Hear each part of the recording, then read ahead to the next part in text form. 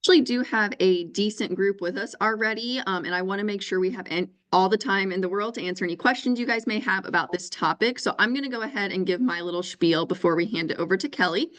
Thank you for joining us for today's webinar, Small Business HR Essentials with Kelly Gust with HR Full Circle. We do want to thank the University of Illinois Research Park for co-hosting today's session as well. So thank you to anyone who has joined us from the Research Park, Enterprise Works, or heard about this webinar through them. We do appreciate their partnership on this program. If you are here as a part of the City of Champaign grant program and need to submit documentation for reimbursement on your grant, please shoot me an email after this webinar and I will make sure that we get that to you. You will also receive a follow-up email later this afternoon. It will include a recording to today's session so you can go back and listen to the information again. And it will also have a handout that Kelly has provided for all of you as well. You are welcome to ask questions. We just ask that you submit those via the chat box and we will make sure they are answered before we end today's webinar. So at this time, I'll hand it over to Kelly and we can get started. All right, awesome. Thank you so much, Jordan. I appreciate that. I appreciate the opportunity to present to this audience here today. I do serve as the HR expert in residence for Research Park. So if you're coming from Enterprise Works or UIRP and you're in residency there, you can have some access to my services through that request process. So I just want to kind of connect the dots on that. Good morning, Kelly Gust, HR Full Circle is a business I started probably about 5 years ago. And I'm an entrepreneur in a newer business like many of you most likely. I know probably not all of you are new businesses, but and I guess honestly, once I get past that 5-year mark, I guess I can't call myself new anymore. So here we go. We're going to talk today about small business HR essentials and how kind of counterintuitively having some structure on things behind the scenes frees you up to have more time to lead in your business. All too often, I get business owners who come to me and they say, we're going to hire again. We need to let someone go. We need to do this, that, the other. We need to onboard an employee. How do we do that? And you're reinventing the wheel every time you need to do those things. When your CEO time, your business owner time, your leadership time is really better spent on business development and strategy and landing deals and securing customers and customer service than some of the back of the house stuff that admittedly in HR, again, is not kind of that doesn't always feel very strategically relevant as far as like your front of the house. So I want to help you kind of set up some structure on those back of the house type tasks and have some consistency and a plan to follow there, a roadmap, so that you're not reinventing the wheel every time, taking away from your business. That's kind of my mindset with this. And when I work with business owners and leaders, we create this structure so that, again, you just pull it up, post the job, pull up your interview guide, do your interviewing, and you're not reinventing the wheel every time. A little bit more about my background. Before I started HR Full Circle, and I'll talk a little bit more about that business here in a second. My background is in business psychology or industrial organizational psychology, which sounds like kind of a mouthful, but business psych basically. So how do people and organizations interact? How do they come together? How do we all get along? I have had the pleasure to work with some pretty diverse companies, from utility to engineering to pharma to I was a training manager at Hot Topic and Torrid out for about 3 years when I lived in Southern California, and hotels as well. And even within the hotel industry, so many different brands. And what I find is that business owners and employees, despite whatever diversity of culture and organizational branding that you can see here on the screen, are all made of people. And people have the same basic drives, needs, wants, behaviors. We want to feel like we belong. We want to feel special. We want to feel in control of our environment. And those kind of human truths ring true no matter what colorful or interesting or less interesting industry that you may be working in. So the type of things I'm going to talk about today will apply across industry. I'm fairly confident, having been doing this work now for 20-something years. So For their HR Full Circle, some of the services we provide, we're a little bit more kind of skewed on the talent management side of HR, meaning hiring, onboarding, developing your talent, leadership development. I do a lot of assessment work with personality assessments, work behavior, team development, leadership assessment. And we also offer, of course, HR technology services through Predictive Index, also WorkDove. So if you need some help kind of leveraging HR technology, I think check the schedule there with SBDC, but I think we have a presentation coming up on HR technology in a couple months as well. And I also, really at the end of the day, just trying to get business owners and employees together to just be good humans and do good work and make work better. And then, we also, if you want to try to practice your pickleball game or golf lessons or try new restaurants, you can come to me for that as well. I like to think that I'll help you out with those services. So I'm kidding, of course, just having some fun. So, all right, let's get serious. How many, I'm curious here, you can use the chat, you can use your little emojis or emoticons, you can chat me a yes, or you can give me kind of a thumbs up on the little emojis. I think those are turned on. Just use the chat if you want to. How many of these can you say yes to? Again, I find a lot of commonalities here. I'm working with entrepreneurs and startups and small businesses. Have you hired someone without a job description, a written job description? You just hired them and said, you know what, you seem good, come on in, right? Shoot me a chat, yes. Give me a thumbs up if you can see that emoji. Curious about that. So if you've done that, you get a point, I guess. This is kind of like golf scoring. High points are not good. Let's say maybe you've hired someone without interviewing you. Again, you seem good. Thanks for coming in. Thanks for expressing your interest. Maybe they're a friend or family member, and you've hired them without really assessing kind of formally their requirements and qualifications and skills against your job description. So if you don't have a job description, how would you interview them against the job description? So again, that one's kind of guilty. And then maybe after you did that, maybe you weren't really thrilled with their performance, right? So give yourself another point. If that's the case, you hired them, they came on in, they seem like a nice person, let's take a chance, and then, oh man, didn't pan out. So give yourself a point. Maybe you've hired a friend or relative. I worked for my own mom. My mother and stepfather owned a bar and grill in northern Wisconsin. I would say go Packers, but we played so badly the last 2 weeks, I'm having a hard time. But you've hired a friend or relative. Again, I worked for my mother, and I could say in 20 years of watching my dear mother own her business, they never once posted a job, conducted a formal interview. They would just kind of wait for people to say, hey, are you hiring? A lot of times those were customers of their business or other friends or family.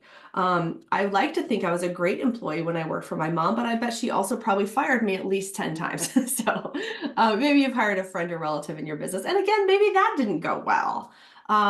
Trust but verify, I like to say when we hire friends and relatives. Yes, we should trust that they're going to be great employees, but there's also the potential there for them to take advantage of us. Sometimes it's hard to have a tough conversation when your spouse or your child or your cousin or your sibling is working for you. That doesn't always end well. Oops, I'm sorry. I clicked the wrong button here. I'm sorry. Hands off the mouse. So maybe that didn't end well for you and you had to regroup. So again, give yourself a point there. Maybe you've worked around or avoided an issue because you didn't have a policy in place for it. These sort of personnel issues that come up, attitude, behavior, attendance. Maybe you've had to kind of work around that issue because you didn't have something you could point to and say, see, that's not in our policy. So having those things written down can be very helpful. Have you ever spent more of your week managing that sort of bad apple than doing your own business, conducting your own work that you have on your plate? Again, give yourself a point there. So, and then finally, maybe you did have to let someone go or they quit, and maybe they took some things with them that you would have liked back because maybe you didn't have a checklist to say, okay, if this is your last day, we need this, this, this, and this. Not always easy if someone no call, no shows or walks out in a huff, but again, maybe you didn't get all that stuff back if someone left in short notice. So if you can give yourself more than a couple of points there, it's probably a sign you need to do some work in this area. Oh gosh, well, I got a new mouse. I apologize. And it's got the scrolly wheel, which I like it to use apparently, and I'm clicking the slide, so I will keep my hands off that. So again, these are common problems I've worked with. Gosh, in my 5 years of business here, probably 200 plus clients, I see these things over and over. So don't feel bad. You're not alone. Don't feel guilty about it. It's just normal kind of startup course of business. And it's these sort of pain points that cause you to say, hey, maybe it's time to plug a couple of these holes in the dam that is my business. So, all right. So those are signs that it's time to do some work. So here's a starter list. Now, after our call today, Jordan will hand out, I have a one-pager that outlines all these things. So don't feel like you have to write all this down or try to screenshot the slides. I mean, you're welcome to, but there is a handout coming that will outline most of the things we're going to talk about today. So here's kind of a starter list. I will say, warning, one, obviously, I'm not a lawyer. I'm not giving you legal advice here, so I'm not qualified to do that. Your individual situations may vary. You may not need all these. You may need other or more different things. And then I will also say sometimes creating some of these tools and templates might lead you to say, oh, I need this other tool and template. So I wouldn't say this is a comprehensive list. Your needs may vary. So, but as a basic, some job descriptions. The Illinois Pay Transparency Act that just went into effect January 1st does require that you have pay posted with your job postings. So that would, I would think, necessitate a nice job advertisement. You've scoped out the pay for your position. You have a job description that lists what this person will be doing. So those are a couple things, the job descriptions and a job ad with the pay listed. Once you have that, then you're thinking ahead, how am I going to make a hiring decision? If I have 2 or 3 candidates, what questions would I want to ask them? Having questions that link back to your position and are consistent across candidates is a best practice and is very easy to come up with. An offer letter template, I'll explain what that is and why that's important. An onboarding checklist. You're going to train or hire someone. What are all the things you want them to know, learn, or do? Have that written down again so you're not forgetting it. You're not, haphazarding it. You're giving it the right amount of time and you're empowering that person to say, hey, boss, I'm up to number 20 on my list. What's next? So I like to have that written down. Again, put an hour into that, you'll have it you can use over and over. An employee handbook or some policies. There are a lot of employment laws out there, of course, and I have to tell you, you must comply with all of them. But I do think that having the relevance around the things that are kind of go beyond the law, like what do you want people to dress when they show up in your place of business? What is their schedule, their attendance? If they can't come in, what should they do?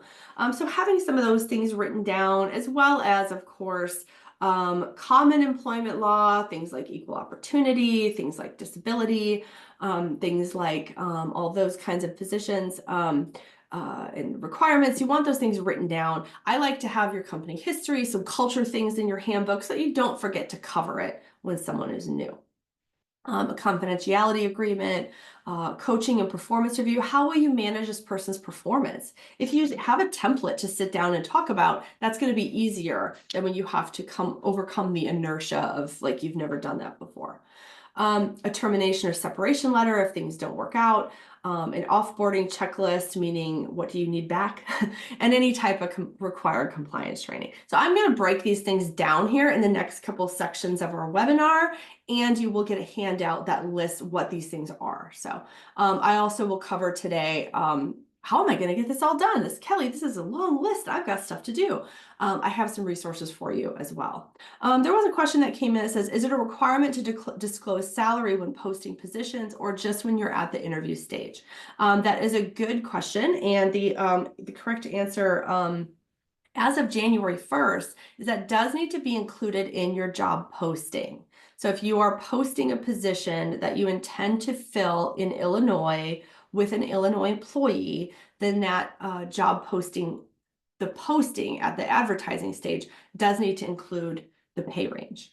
So, Good question, and we can follow up on that more toward the end if we need to. All right, so in the next couple minutes here, next 45 minutes or so, we'll talk about like, Kelly, why do I need all these things? This looks like a really long to-do list, and I'm a very busy person. I get that. I want to explain why these tools are essential. I also want to help you kind of see again how spending this time once will help you free up your time forever, not forever, but down the road quite substantially. I guess I can't say forever. It also allows you to delegate some of these tasks. If you have other employees or business partners and you have these things written down, get it out of your head and be able to hand it off to someone else. Reviewing of some of these key templates, I'll talk about it, and we'll talk about just kind of how to get the ball rolling. Like, again, how are you going to get this all done? All right, and questions are welcome. Throw them in the chat. I'll get to them if I see them pop up. If not, we'll take a look at them all at the end. All right, so here, I some point last year, maybe it was the year before, I read the Matthew McConaughey book, Green Lights. If anybody's read that, again, say hi in the chat. I want to hear. But I don't know, something about it. I just liked some of his mindset about some of the things, and this one kind of stuck with me. So this is a quote from the book, Green Lights by Matthew McConaughey. Create structure so you can have freedom. Map your direction so you can swerve in the lanes. Clean up so you can get dirty, choreograph, then dance. Creativity needs borders. The earth needs gravity. Without them, there is no form, no art, only chaos. I like this quote. It really resonated with me at the time with some entrepreneurs I was working with who were very, I would call, structure resistant. No, we want to have unlimited time off. That's because we're a cool company. And I'm like, okay, well, but really, if someone's sick and they don't come in for how long is too long? 3 days, a week, a month, 2 months, 6 months? You don't really have unlimited time off. So just write it down and let's create some structure there. You can always, I don't want to say bend a policy, like you're breaking your own rule, but you can always evolve a policy if you have one. So if you have a guidance of kind of where you're trying to go and how you're going to get there, you can take a conscious detour from that. So you know what, let's do it this way today. But if you have no plan, then it just feels like, again, he uses the word chaos here. It feels chaotic. It's too ambiguous. It's too unstructured. So have some kind of a plan around these things. So I really like that quote. Once you have some structure, it frees up your time. Once you have a destination you're trying to get to, sure, you can take a detour from your path. But you're going to do it consciously, intentionally, and consistently, which are some words that, employment lawyers like to hear. So have a little bit of structure there. Avoid the chaos. Resist that temptation. If you are out there trying to create that cool culture, we're a cool tech company, that's awesome. You can be cool, but you can still have a little bit of structure. So just find the balance there. Startups are unstructured by nature. I do a lot of work with personality, and I can tell you so often, in fact, I think this is the next slide, that the person who starts the business and has the great idea and innovates and does all that initial stuff is not always the person who wants to do it 1,000 times. So startups we're making it up as we go when we're starting a business. We're saying yes, maybe to too much. We're throwing darts at the wall, right? We're trying to just see what sticks, right? And we're chasing every dollar that comes out there. In that, we often don't have a budget. Again, I work with a lot of U of I startups that are really great at fundraising, but we're out there hustling, we're chasing every dollar. So our first hires on our low budget tend to be, again, low budget hires, what can we afford, but also friends or kind of natural allies, things like that. And it does feel a little like, oh, I hope this works out. I'm going to hire my sister. It's going to be great. And then like, oh, it's not great. So it's again, very common that if you're in that sort of unstructured environment, that's okay. That's how you got to where you are. But as your business matures, probably need to create some guardrails on some things. Personality wise, I do a lot of work with an assessment tool called the Predictive Index, which I'm always happy to talk about. But according to that, the sort of innovative, big picture thinkers who are kind of higher in a trait called dominance tend to say, hey, I got an idea. I don't know exactly how it's going to work, but I kind of think if we sort of do this, I think it's going to be great. Follow me, come with me. we're high dominant individuals are confident saying, I got this. I'm going to figure it out. Trust me. I've got a huge, great, big idea, right?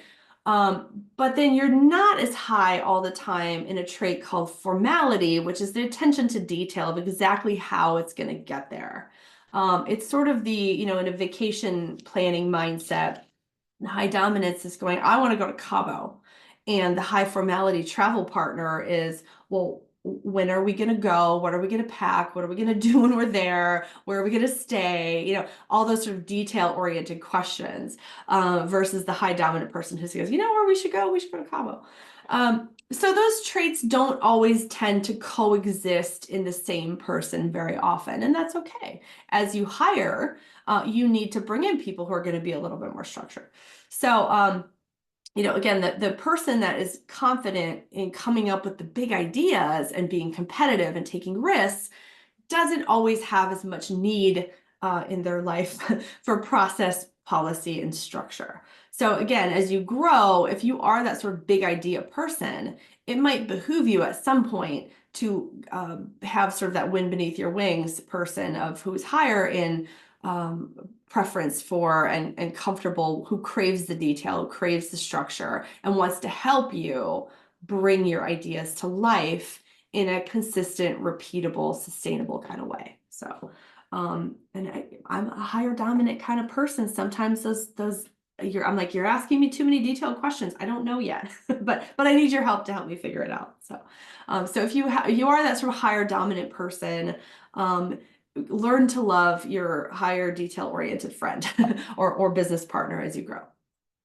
Again, welcome questions about any of these. Sometimes people are like, Kelly, what are you talking about? Trust me. All right. So let me convince you why you need some of this structure in your life. I'm going to give you a scenario.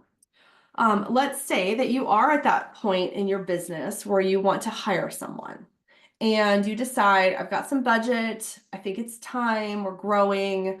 You ask around, you start kind of asking your friends, do you know anybody who's good? And sure enough, one of your friends says, hey, my buddy Leon here, he's looking for a job. And you meet Leon and he seems fresh-faced, got a big smile on his face, and great. Hey, Leon, come on in, right? So you hire Leon. Seems great. He's a referral, somebody knows him. He came with the trust of a good friend of yours. On his first day, you kind of, hey, Leon, here's kind of what you're going to be doing. I think we're going to pay you, $15 an hour. Here's how you clock in and out. Let me give you a tour. And honestly, maybe you even forgot, like, oh gosh, it's Leon's first day. I'm so busy. I've got all these meetings. So you just kind of give him a quick overview and point him to some, files and some things to do. And he's like, hey, good. I'm ready, boss. No problem.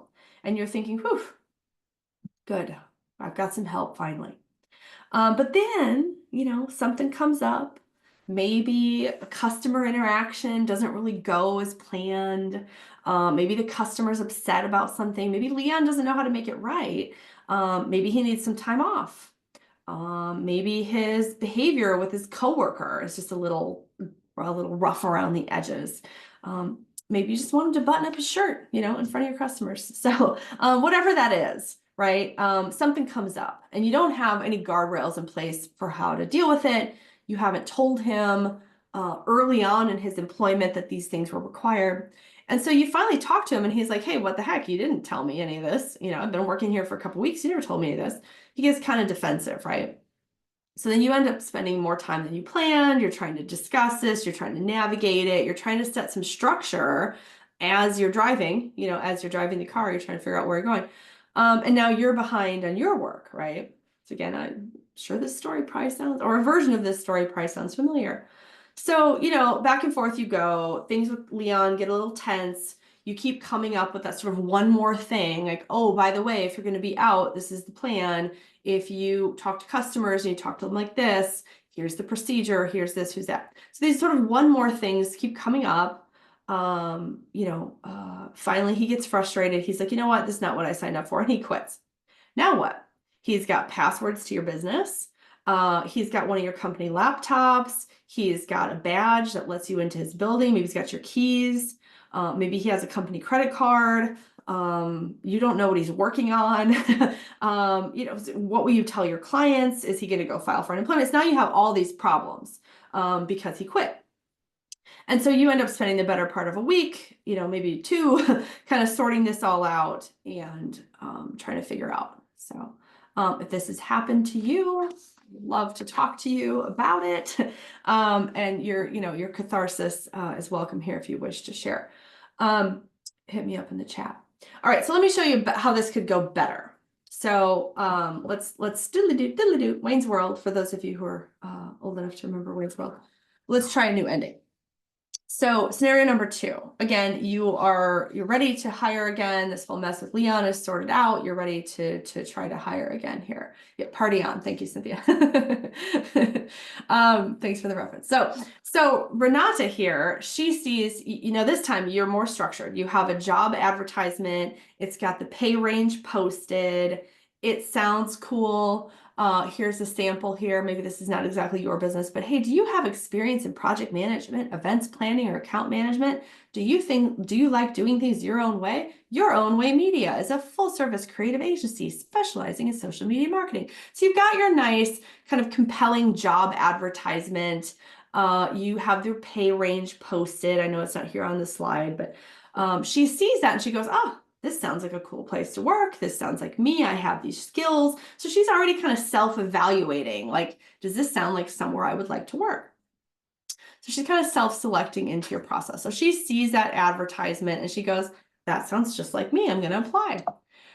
From there, you know that project management, attention to detail, communication, maybe emotional intelligence are going to be important to your business. So you have a question to ask her in each of those areas. So you're now assessing her skills against your job description and your job posting. If she's read your posting, she's probably, hopefully, preparing the answers to some of these questions. So, and even better, if you interview 2 or 3 or 4 other candidates, you're going to ask them all these questions, and now you can make an informed decision on who has the best project management skills, who has the best attention to detail, who has the best communication. If you wanted to take it a step further, I do work with clients who are interested in using personality-based type assessments to kind of add to and have a richer conversation around these topics. But you have a consistent process, it's related to your job, it's thought out, and you could pull up these questions anytime you hire an account manager and it's just ready to go. So she aces your interview, she asks questions, everything's clear and communicated, she knows what you're looking for, and you decide to hire her. She gets a nice offer letter that describes the key details of the position. Who's she going to report to, her pay, her schedule, how her overtime, if she's eligible, will be handled, anything else she needs to know about starting. That offer letter step, I feel like a lot of small businesses tend to skip. I think it gives it like a formal document. Think about like when you got a report card or something when you were a kid, right?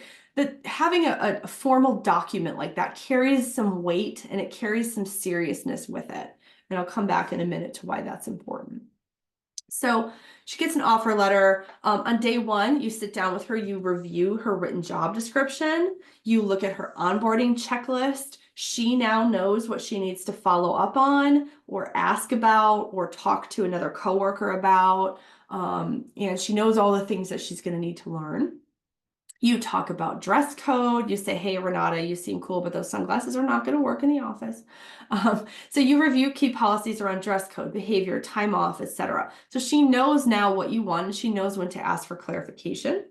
And you sit down with her and say, hey, here's how your job performance is going to be measured. She knows what's expected. She'll know how often her performance will be reviewed or discussed or when to get feedback.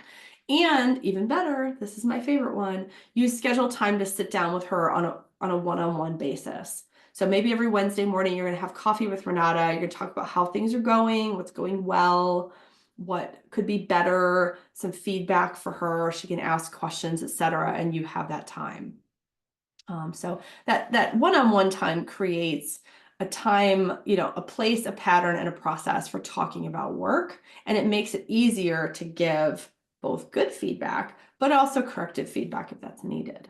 So that's her experience for onboarding. A little structure to it. Now, the goal of new hire onboarding, when you hire someone, they are a resource drain on your business. They're taking your time. You've got to show them all these things, right? You want to get that time back. You want to get your ROI on that new hire as fast as possible.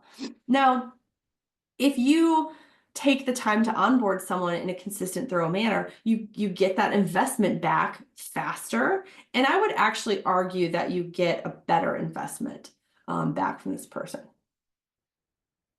Excuse me, scratchy throat season. So, she's going to see that this isn't just some gig that I'm working for a friend, a friend referral kind of a thing, like easy money. This is a serious job in a serious business. This manager cares about me and cares about building a high-performing business. I'm now probably, and she might not think this consciously, most employees tend to do, they're willing to work a little harder because they see you working a little harder. They treat your job a little more serious because they see you treating it more serious. Now, again, I know the job market is tough right now. I'm not going to pretend that this is the answer to all your problems, but it does help. And it does reduce some sources of inconsistency and inconsistent performance. So I do think that people are willing to work a little harder, a little faster, taking it a little more seriously because they see you doing that as well. And it feels like a real job as opposed to just some kind of gig thing that their friend helped them kind of hook up casual. So, you want it to feel like serious business when they're working for you. You want to take it seriously. So, she feels your investment in her.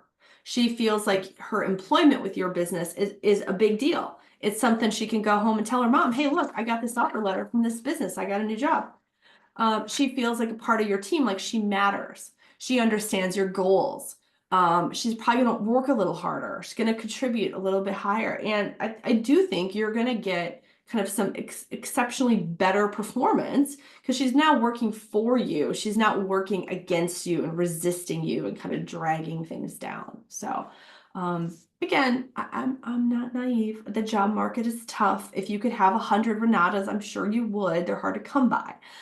So it's not to solve all your problems, but if you can make it a little bit better every time, is going to make exponentially better results for your business.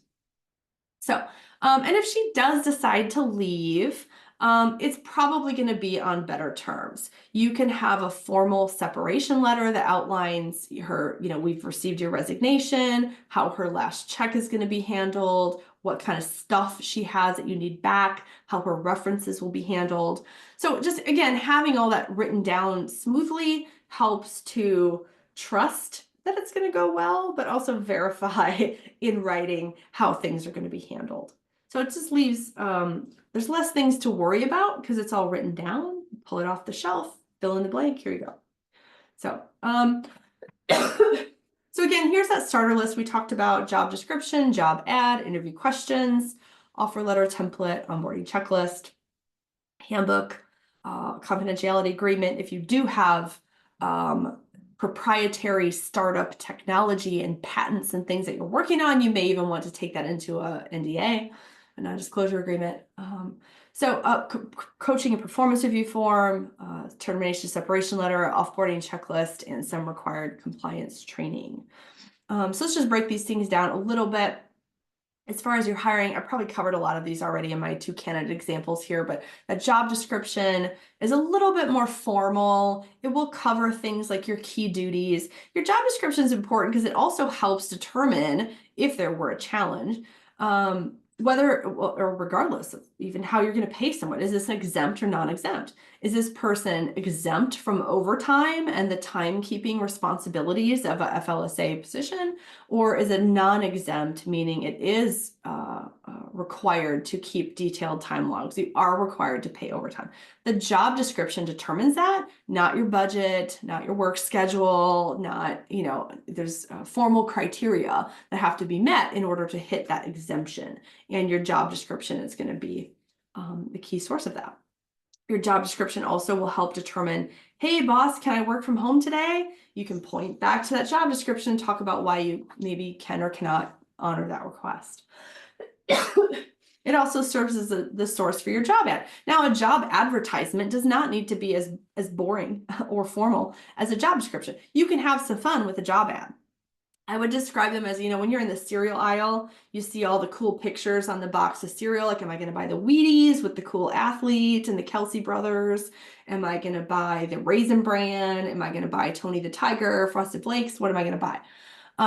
So that's the job ad, but the job description is when you turn that box sideways, you see all the nutritional information.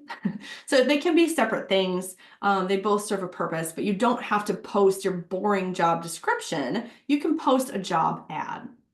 Again, as of January 1st, it does need to include a pay range. So excuse me today. Your job description and job ad then will form the basis for 5 or 10 interview questions that you might want to ask. Make sure to ask about any of your non-negotiables, such as transportation, work schedule, pay, etc. Again, an offer letter template then will help you to get those agreed upon details in writing so that there's no question about that. And the question came in here, can I talk more about exemption status?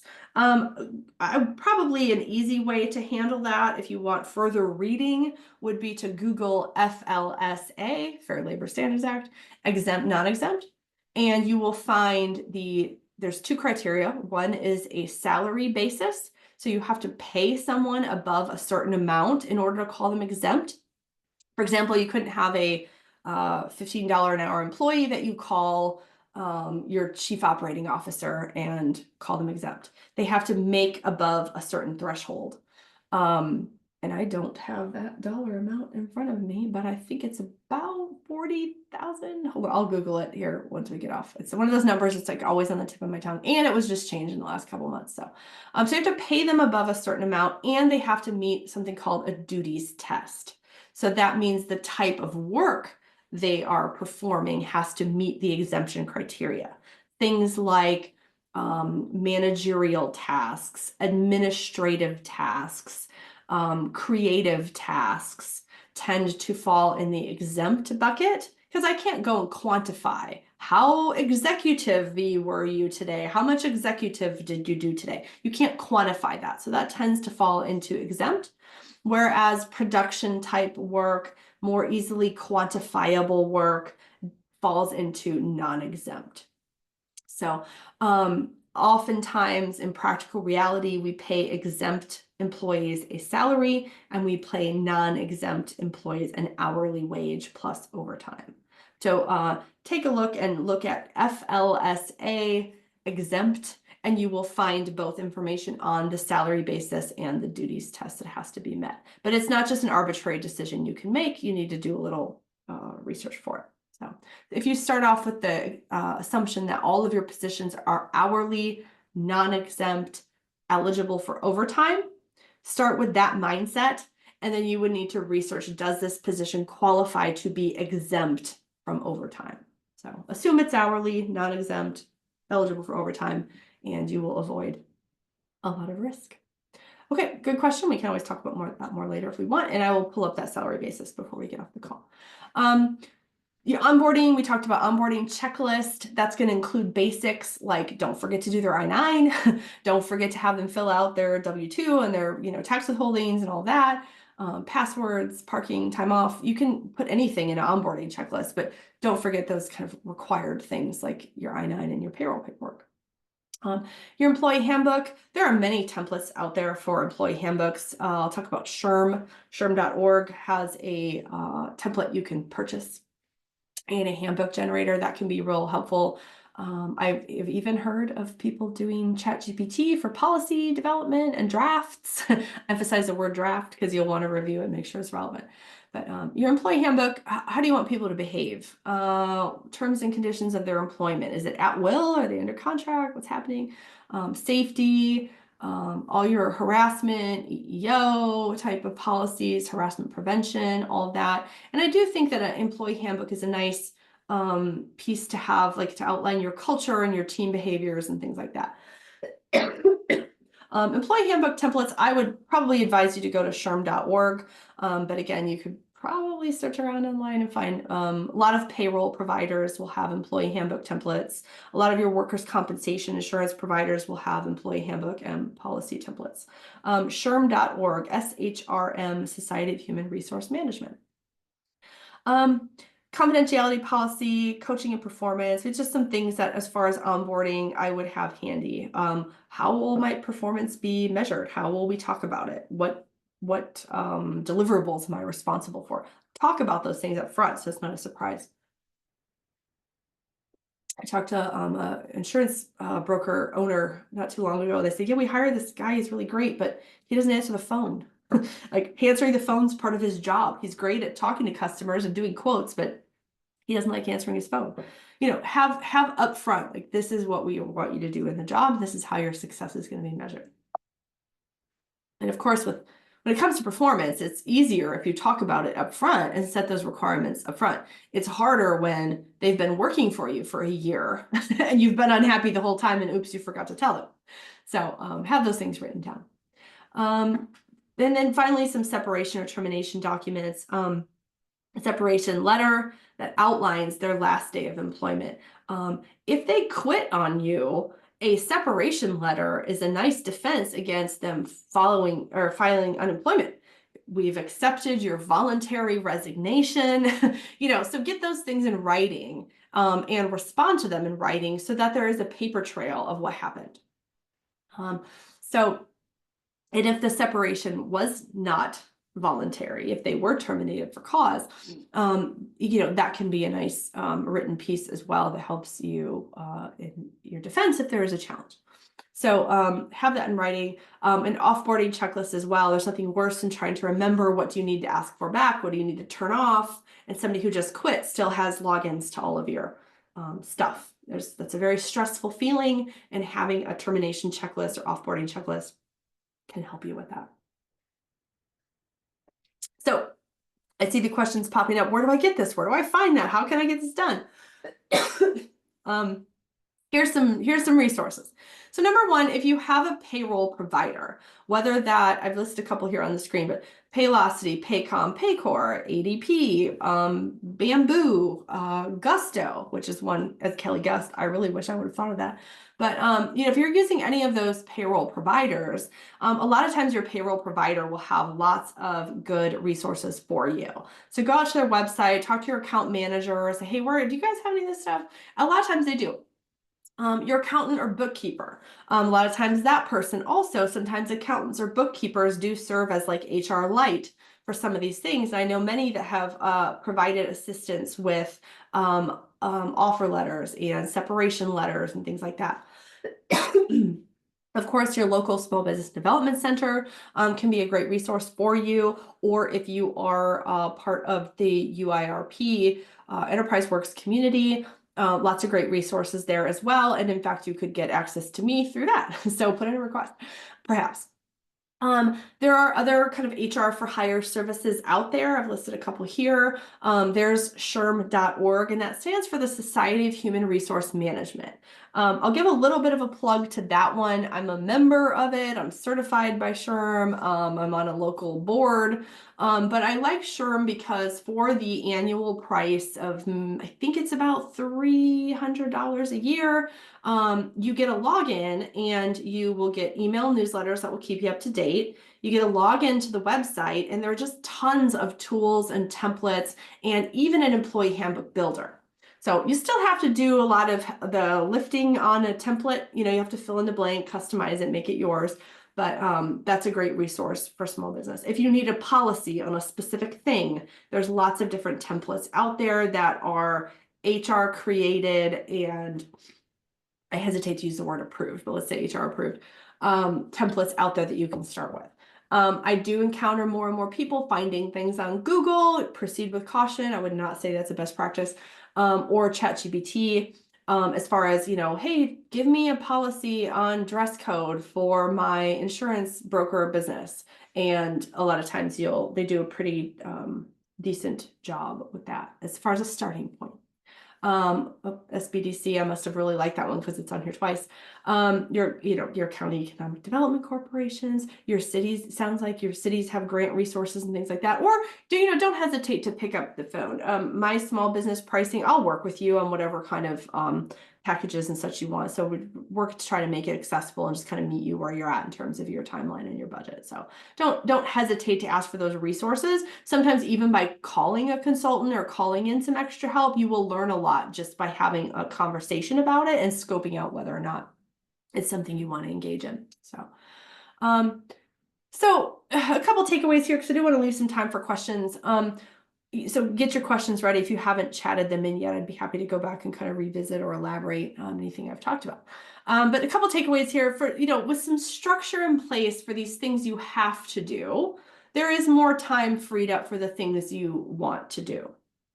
So have that sort of back of the house structure. Have a job ad you can grab off the shelf and post it. Have an interview guide, some questions outlined ahead of time that you can just grab and go when it's time to do your interviewing. Have an onboarding checklist, termination checklist, like have these things that you can move from kind of making it up as you go, just floating down the river of what happens, to having a map that allows you to deviate when you have to, but your most important moves will be choreographed, and you can kind of don't have to think about it over and over. So a little formality in your hiring process and your onboarding process. It's one thing to get them in the door. It's a whole other thing to onboard them effectively and get them to perform and be a keeper, right? You don't want them walking in the front door and then walking straight out the back door. So a little formality in your hiring process and your onboarding does communicate that this job is a big deal. It creates a sense of importance, right? I want to feel like I belong. I want to feel special. I want to reach my potential. I want to be in control. You're tapping into some real human truth there with people when you can communicate that this job is a big deal. Creates a sense of importance and engagement from day one. Your thorough onboarding and performance feedback then also does speed up your return on investment with this new hire. So you're spending payroll dollars, you want to make sure you're getting 2 to 3 times your investment back on those payroll dollars in terms of value to your business. Onboard, give people feedback. Hey, can I give you some feedback on your performance? Have time to sit down with people and talk about that, and you'll get your ROI faster on those hiring dollars. So I'll put my contact information on the screen here. I'm happy to talk. If you're just not sure where to turn or you're intrigued by anything else I've said today, no pressure, of course, but feel free to reach out. I do offer, free consults as far as a first initial conversation. I'd like to transition into HR. I'm curious if you're willing to, yeah, for sure. Yeah. My contact info on the screen here if you want to chat further. Arshana, I'm not sure if I'm saying that right, but thank you, Arshana. Please reach out. I think we answered the SHRM.org question, and I'm going to guiltily Google FLSA salary basis because it's a very precise dollar amount, and I want to make sure that I have it handy. Salary basis. The FLSA salary basis was just raised in July 1st, 2024. It went up to $844 a week, or the equivalent of $43,888 per year. So that is the minimum salary going back to, where was it? This question under job description. So you have to be paying someone at least $844 per week or $43,888 per year in order to even consider calling them exempt. So there's a minimum salary there before you can even hit that threshold. So no matter what they're doing, no matter if you call them the CEO, COO, CFO of the entire universe, you have to be paying them more than $43,888 per year before you could exempt them from overtime. Anything less than that, you would have to keep track of their clock-ins, clock-outs, lunch times, etc., and pay them overtime if they work over 40 in a week. So FLSA salary basis is what you would search for. Any other questions? Put my contact info back up here. Thanks so much, Kelly. I Yeah. just want to say real quick too, I know we had some people jump on after we had already started. So if you're unaware, you can drop your questions in the chat. That's how we're getting those answered today. So you are welcome to do that, but you're also going to get a follow-up email. So if that brings any questions up, you can always reach out to our team here at the SBDC or Kelly directly. But we did get another question. It says, can you speak to the employer's obligation on reissuing lost checks or a timeline that checks must be cashed? Ooh. And I said ooh, not you, for clarification. Ooh. I don't know. That is not one that I am an expert in. If there is a law around that, it is something that has not crossed my purview. Most checks, I mean, talk to your bank as well or your accountant. I do feel like most checks have a timestamp on them of, 60 or 90 days, but I don't know that that's a requirement, or if that's just something people decide to print on checks. So yeah, not a payroll expert. I will say if there is a law around that, that is not one I am clear about. However, if somebody does lose a paycheck, a nice courtesy might be to try to reissue it if it's been a reasonable amount of time. But if more than, 90 days has passed, that would start to seem unreasonable. But yeah, if there's a law around that, I'm gonna defer and say that that's not one that I am an expert on. Sorry, Tracy, that's not one I'm able to answer off the top of my head. Any other questions? We talked about exempt, non-exempt. We talked about salary disclosure, and it is a requirement to post that on your job posting. So, any other questions you don't want to ask in a public forum, you're welcome to shoot me up an email or call or text wherever you want. So, thank you, Jordan, for the opportunity today. And thank you to so many of you for taking the time to attend. Again, I know you're all real busy and you have a lot to do, and appreciate you taking the time out. Good luck to all of you in your businesses. So. Thank you so much, Kelly. And again, thank you everyone for joining us. That follow-up email will go out this afternoon. Oh, we did get another question if you have time to answer. Kelly, it says, if someone walks in rather than responding to an ad, are there laws around salary disclosure? If you don't have a job posted, I mean, the salary transparency says that if you're going to post a position, you need to have the salary posted with it. You can still have a help wanted sign in your window of your business even, but do be prepared if someone comes in to have that conversation sooner rather than later. So what does the job pay? You would want to ask for that. And while we're still answering questions, there are a couple of other good comments that came in. Encourage direct deposit to avoid less checks. Beth says it's a great solution, of course. Some companies are even trying to, mandate that or make that the default. If you don't have pay checks, then the pay cards are a good alternative. If somebody doesn't have a bank account or doesn't want to use direct deposit, the pay cards can be a good alternative solution there as well. So. But yeah, if someone just walks in and inquires about a position, you're not out of compliance there because you didn't have anything posted.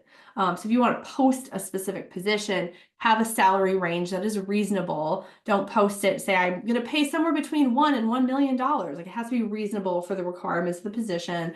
But if you don't have it posted and they just walk in and say, hey, are you hiring? Well, yeah, sure. We are hiring a cashier. That job pays about $15 an hour. Are you interested? Be ready to have that conversation early in the process. Awesome, thank you. Just another quick note, if you are here on behalf of the City of Champaign Grant Program, please make sure you send me a note to get that documentation for your reimbursement submission.